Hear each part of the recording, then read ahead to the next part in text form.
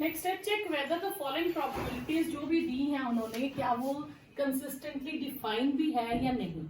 ठीक है, इसमें एक ए की प्रोबेबिलिटी दी है, एक बी की दी है और एक इंटरसेक्शन की दी है।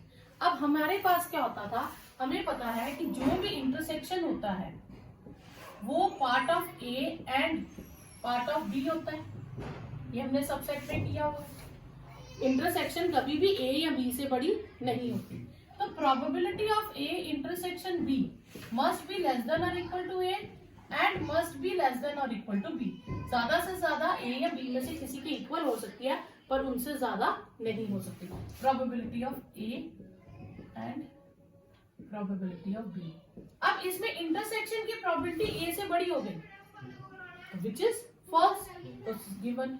तो but probability of A intersection be the है 0.6, वो तो बड़ी है प्रोबेबिलिटी ऑफ ए से, तो hence this is false, this is not consistent.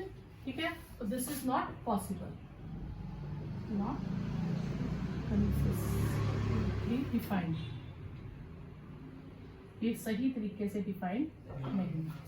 दूसरा केस, ए 0.5 है, बी 0.4 है और यूनियन 0.8 हो सकता है, क्योंकि यूनियन की जो प्रोबेबिलिटी होती है वो ग्रेटर देन और इक्वल टू 8 होनी चाहिए, ए और बी होनी चाहिए,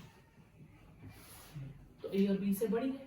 ठीक है, तो yes, probability of A union B is greater than equal to probability of A and probability of A union B is greater than equal to probability of B. Therefore, this is consistently defined.